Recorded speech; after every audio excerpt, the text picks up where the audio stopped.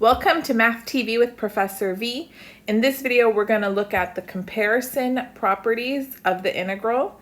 In particular, we'll work on several examples involving inequalities with integrals.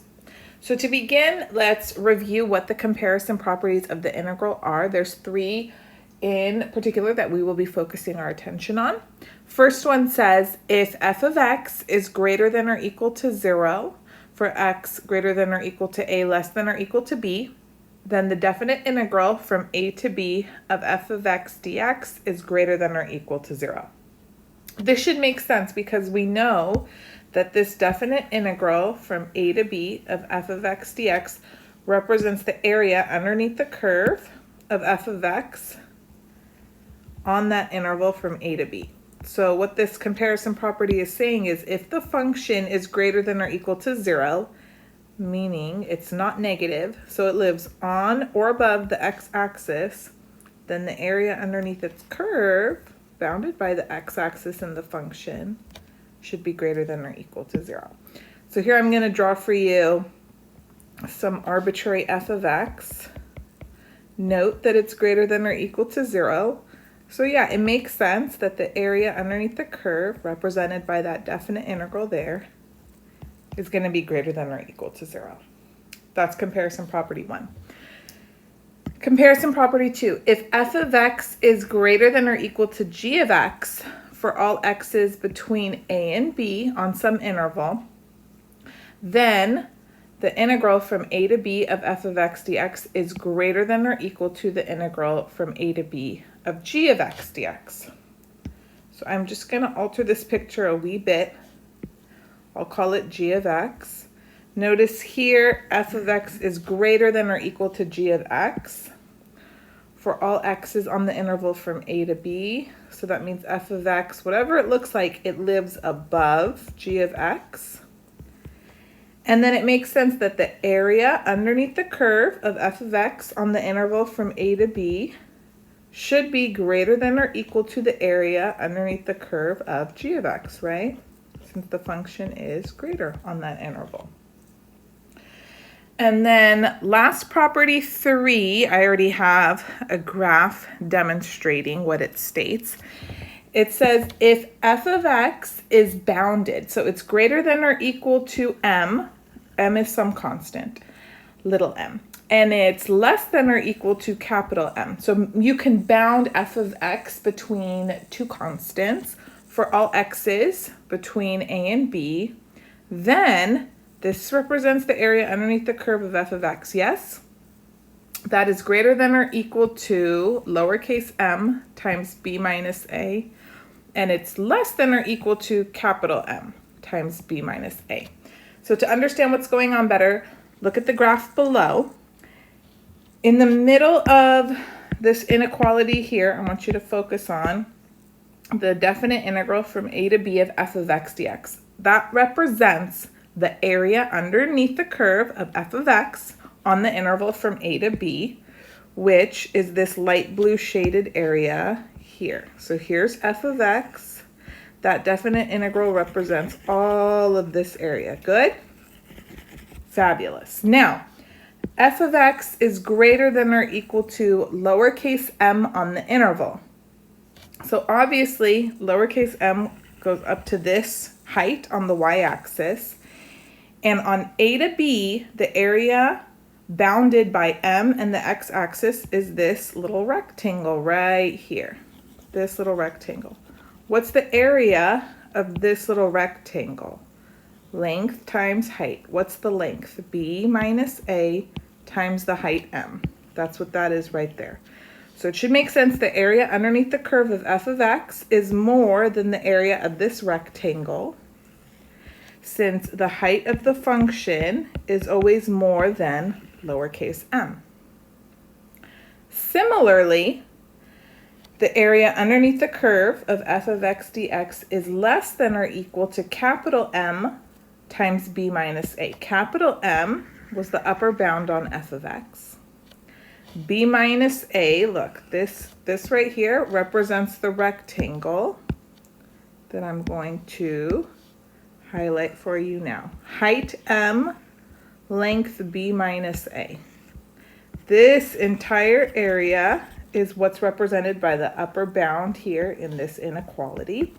And yes, the area underneath the curve, underneath our function, on the interval from a to b is less than or equal to capital M times b minus a.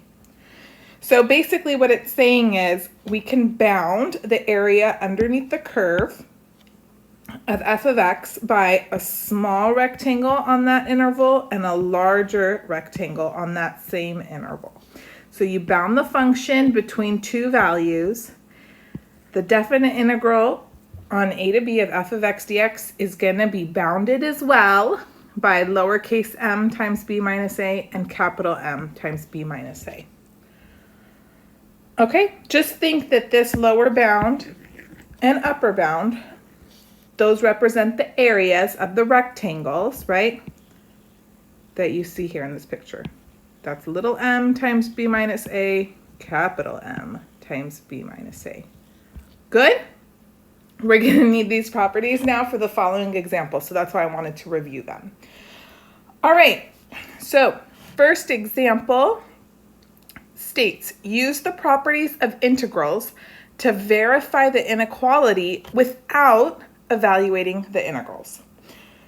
So first we have the definite integral from 0 to 1 of the square root of 1 plus x squared dx is less than or equal to definite integral from 0 to 1 of the square root of 1 plus x dx. Okay, so which comparison property is going to apply here? Well, which comparison property involves two functions and their definite integrals? The second one that I have listed here. So that's the one we're going to use. If f of x is greater than or equal to g of x, then the definite integral from a to b of f of x dx is greater than the definite integral on a to b of g of x dx. Now notice here, this inequality states f of x is greater than g of x. And I'm given a problem where I have one definite integral less than or equal to another one. So I'm just going to flip my original statement. Okay? So think of rad 1 plus x squared as f of x and rad 1 plus x as g of x. So I'm going to start off by proving or using the fact that if f of x is less than or equal to g of x, on the interval from a to b, then we know that the definite integral from a to b of f of x dx is going to be less than or equal to definite integral on a to b of g of x dx. All right? Okay, well, let's see how I can get there. We know that we're working with x values that are on the interval from 0 to 1. Yes, there's a, there's b. There's a, there's b. So I know that on that interval, x squared is always less than or equal to x on the interval from 0 to 1. That's not true outside of that interval always, right? Okay. So what can I say about that? Well, if I add 1 to both sides of that inequality, 1 plus x squared is going to be less than or equal to 1 plus x.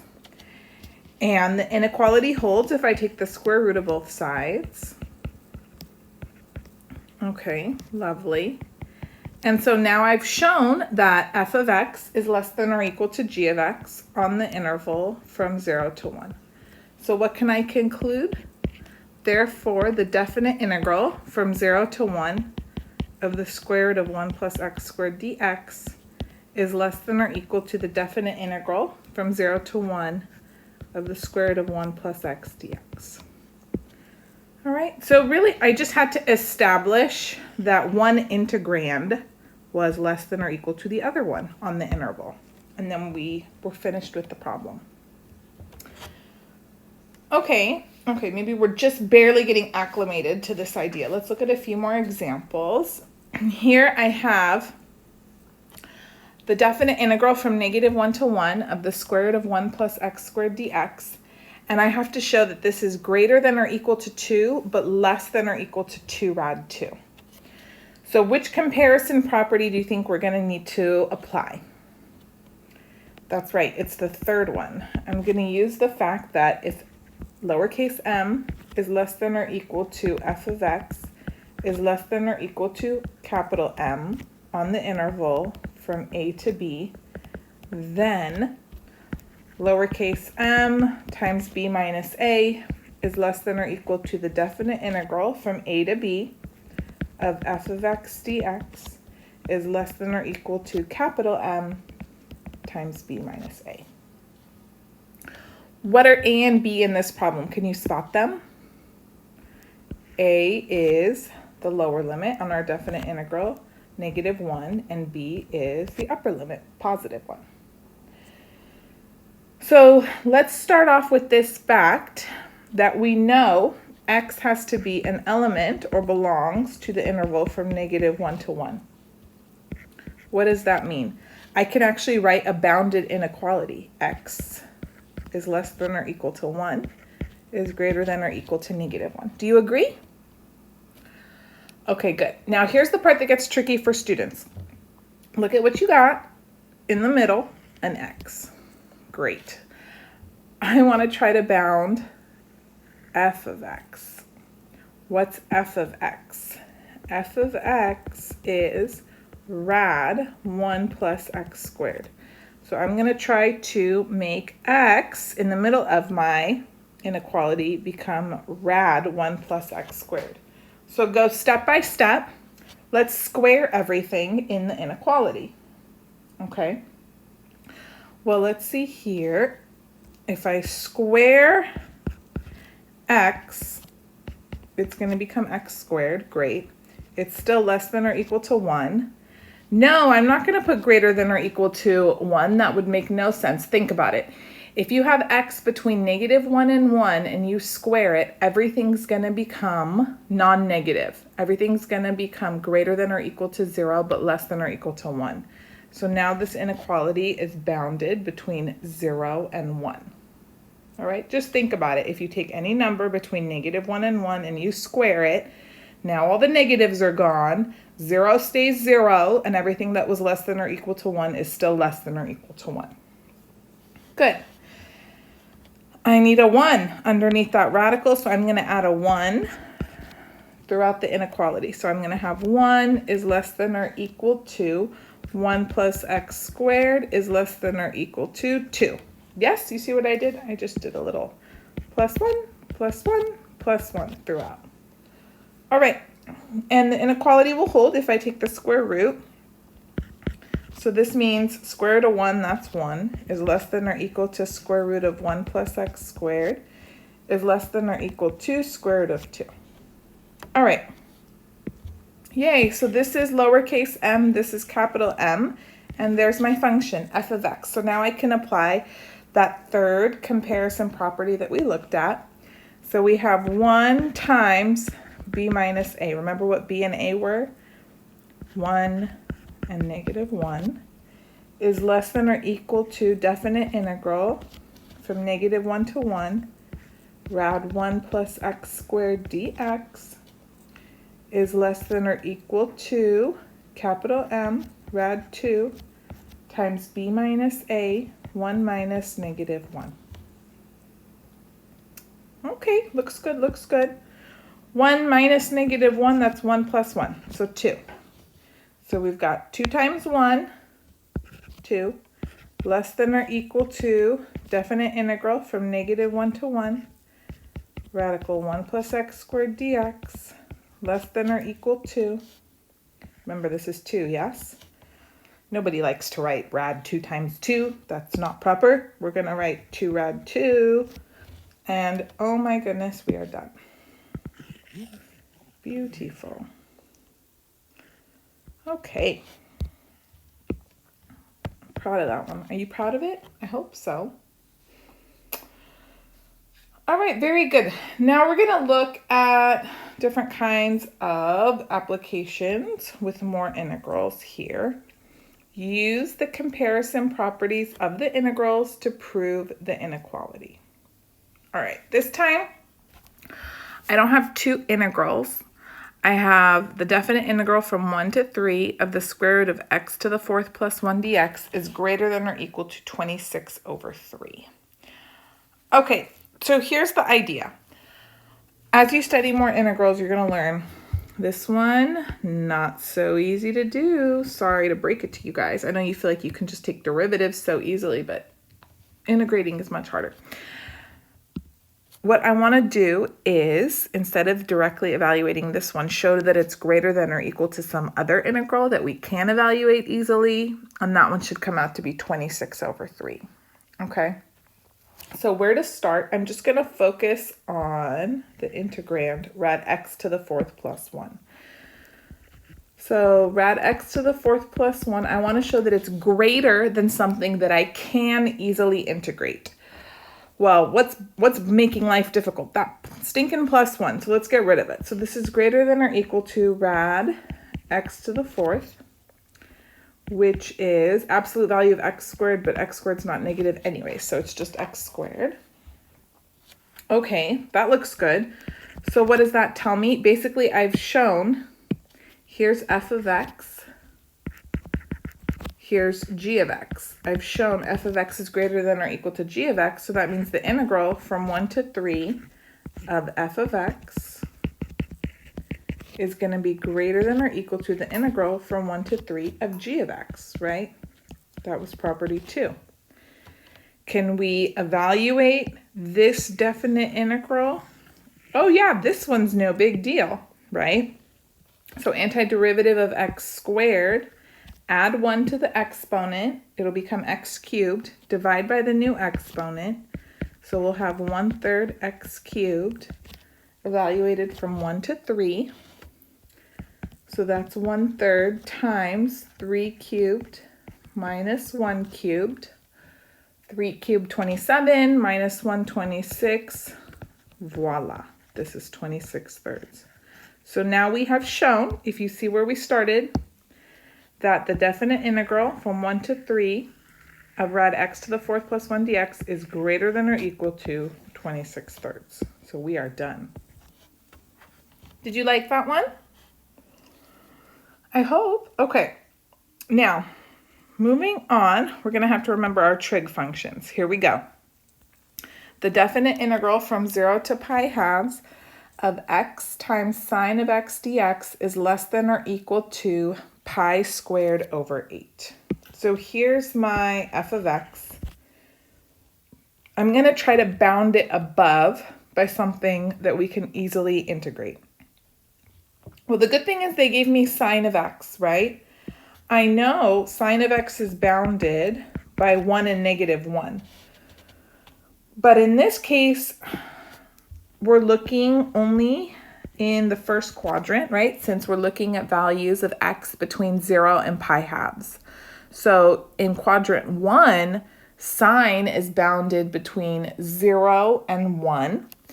And all I care to do is bound this function here above, right? I don't need to have a lower bound and an upper bound, just an upper bound. So I'm going to write sine of x is less than or equal to 1 if x is between 0 and pi over 2, which it is in this case.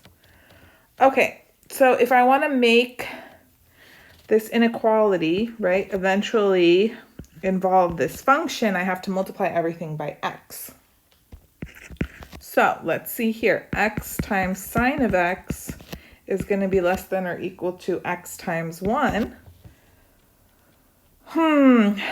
Can we integrate now? Did I show what I needed to show? Is this my f of x? Is this my g of x? And we're ready to roll? I think so, people. I think so.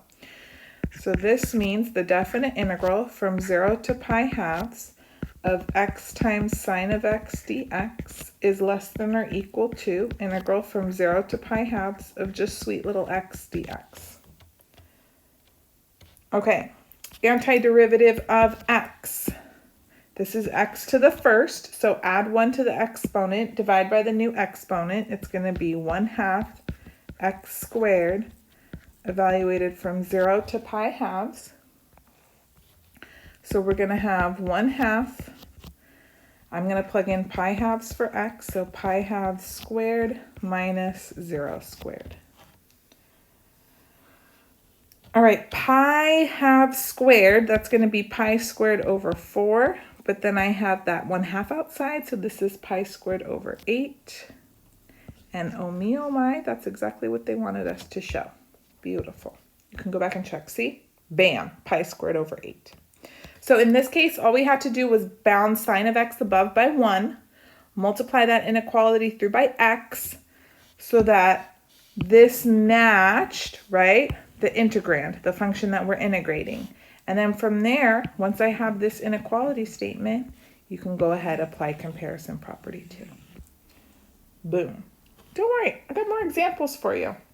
Usually you need a nice selection until you start feeling comfortable about things. That's fine. Example 3. The definite integral from 0 to 1 of rad 1 plus e to the 2x dx is greater than or equal to e minus 1. Okay, so just to recap, this is my f of x, and I'm going to try to show that it's greater than something else that I can easily integrate. Okay. Well, we know that 1 plus e to the 2x is greater than just plain old e to the 2x. Do you agree? Oh, good. So then that means if I take the square root of both sides, that inequality will be preserved. So radical 1 plus e to the 2x is going to be greater than radical e to the 2x. The square root of e to the 2x, just remember, e to the 2x is the same as e to the x squared, right? So when you take the square root, technically it's absolute value of e to the x, but e to the x is greater than 0 anyway, so you don't need to worry about keeping that absolute value. So this just equals e to the x. Did I show what I wanted to show? Yeah, because notice I have here rad 1 plus e to the 2x. I've shown that it's greater than or equal to e to the x. So that's my f of x right here. That's my g of x, and I'm going to apply comparison property 2. So this tells me that the integral from 0 to 1 square root 1 plus e to the 2x dx is greater than or equal to integral from 0 to 1 of e to the x dx. And yeah, we can evaluate this definite integral, no big deal. Antiderivative of e to the x is e to the x. Evaluated from 0 to 1, it's e to the first minus e to the 0, which is e minus 1. Boom. All right, good. If you have that an inequality statement involves greater than strictly, and then you change it to greater than or equal to, that's just a less strict statement, right? It's a weaker statement saying it's greater than or equal to. You can't go the other way. So you can switch this to inclusive and it's not false, but you can't go the other way necessarily, always. Okay, another one pretty similar. Pause the video, give it a try. See if you've looked at enough examples to kind of get the hang of things. Can you show that the definite integral from 0 to 1 of e to the x cosine x dx is less than or equal to e minus 1? Okay, did you try? Did you pause it? I hope so. So as soon as I see sine and cosine, I start thinking to myself, oh, I can easily bound those guys, right? And I want to show that it's less than something. So, okay, we know cosine of x is always less than or equal to 1. And e to the x is not negative. E to the x is always greater than 0. So that means e to the x cosine x is less than or equal to e to the x times 1. Why is it important that e to the x is greater than 0? Because remember, inequalities, they're so temperamental, you guys. If you multiply an inequality, both sides by a negative number or divide by a negative number, remember the direction of the inequality flips. So this would not be a true statement if e to the x was negative. But it's not, so we can relax, right? But think about these things. You don't want to be a sloppy, careless mathematician. All right, I think we're done. This is f of x. This is g of x. And let's go ahead and evaluate and apply comparison property 2. So definite integral from 0 to 1, e to the x cosine x dx is going to be less than or equal to definite integral from 0 to 1 of just e to the x dx. And this is the same definite integral we evaluated above. We get e to the x from 0 to 1, so e minus 1. Good, very good. Working with inequalities and having to establish them on your own can be uncomfortable at first, so it just takes practice and experience, okay? And if you're gonna study more mathematics, it's something you're gonna have to do frequently. Okay, I got 2 more for you. Example 5, we need to show that the definite integral from 0 to 1 of x times sine inverse of x dx is less than or equal to pi over 4. Okay, so notice here, I'm going to try to bound, this is my function, x sine inverse of x above. And we're on the interval from 0 to 1. So let's think about it. For x's that are between 0 and 1, I know that sine inverse of x is always less than or equal to pi over 2, right? Because you're only plugging in, for x, values between 0 and 1. And we know that the range of sine inverse is restricted from negative pi over 2 to pi over 2. But if you're only plugging in values of x between 0 and 1, then I know it's going to be bounded below by 0, not even down to negative pi over 2, and above by pi over 2. Okay, so what's missing here that we do see in f of x? This x, right? Okay, so I want to multiply the inequality through by it, but remember that's dangerous because if you were to multiply by a negative number, the direction of the inequality would flip. Am I nervous about it? No, because x is greater than 0, since x is between 0 and 1. So I'm not worried that the direction of the inequality flips. And I think we're pretty much ready. Here's f of x. Here's g of x. It's time to apply comparison property 2. So this tells me that the integral from 0 to 1 of x times sine inverse of x dx is less than or equal to definite integral from 0 to 1 of pi over 2 times x dx. Now remember, this pi over 2, that's just a constant. So that comes along for the ride when you integrate. Whee! And then antiderivative of x is 1/2 x squared. And we'll evaluate that from 0 to 1. All right, so pi over 2 times 1/2, what's that? Yes, pi over 4. Very good. And then we have x squared, so I'm going to plug in 1 minus lower limit 0. This is just pi over 4 times 1. Man, we are good, huh? We just get them all with no difficulty. All right, good. Maybe that reminds you need to do a little bit of trig review.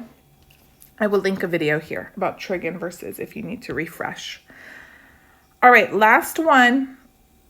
Ooh, this one's fancier. Notice we have to involve an upper bound and a lower bound. So we have to show 0 is less than or equal to the definite integral from 0 to 1 of x squared tan inverse of x dx is less than or equal to pi over 12.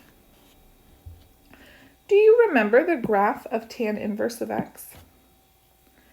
Maybe, maybe not. Okay, let me graph it for you.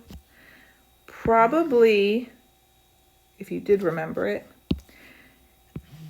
you pay attention mostly just to the horizontal asymptotes, right? At pi over 2 and negative pi over 2, which is a good place to start.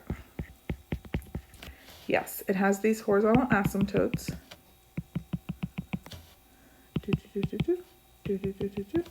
and then it goes through the origin.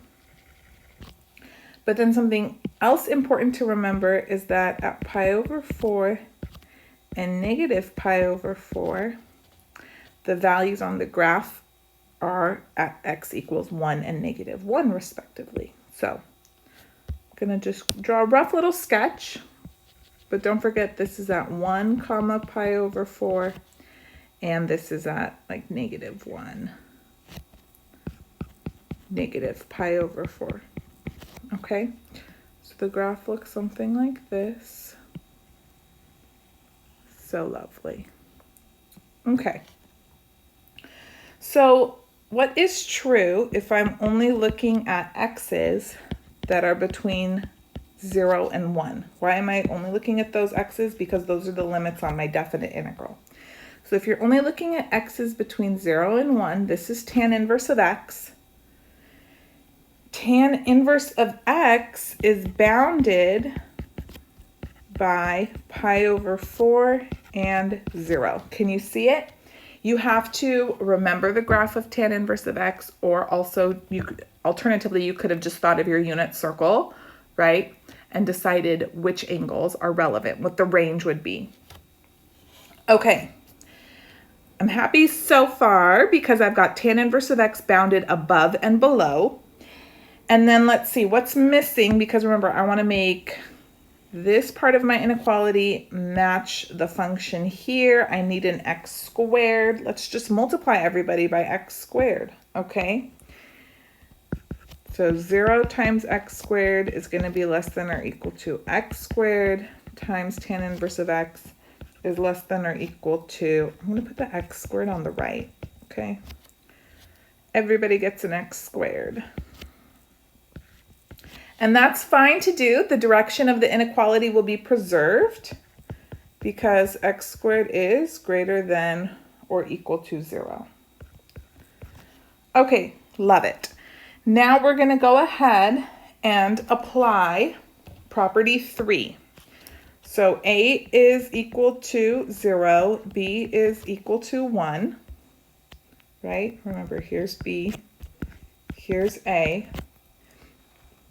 And this is basically 0 is less than or equal to x squared tan inverse of x is less than or equal to pi over 4x squared. Actually, we're not going to use property 3 because this is a function, not a constant. So we're just going to integrate everything. We're going to use a combo sort of property 2 and 3. So if I integrate here from 0 to 1, 0 dx, that's going to be less than or equal to definite integral here from 0 to 1, x squared tan inverse of x dx is less than or equal to definite integral from 0 to 1, pi over 4 x squared dx, right? Good. Definite integral of 0, just think, you're going to have no area underneath the curve, right? You're adding up a bunch of rectangles, height 0, that's 0. Is less than or equal to definite integral from 0 to 1, x squared tan inverse of x dx is less than or equal to, pi over 4 is just a constant. If you anti-differentiate x squared, it's going to become 1/3 x cubed. And we'll evaluate that from 0 to 1. So I'm just going to rewrite what we have so we don't forget that it's there. All right, is less than or equal to, this is going to be pi over 12 times 1 cubed minus 0 cubed. Well, that's just 1, right?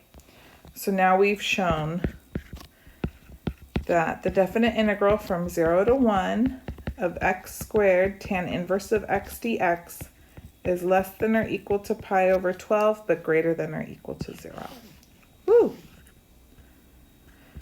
So in this case, we didn't bound the function above and below by constants. We bounded it above and below by other functions. So we basically just used comparison property 2, hybrid, and then integrated all parts of it on the interval. Okay?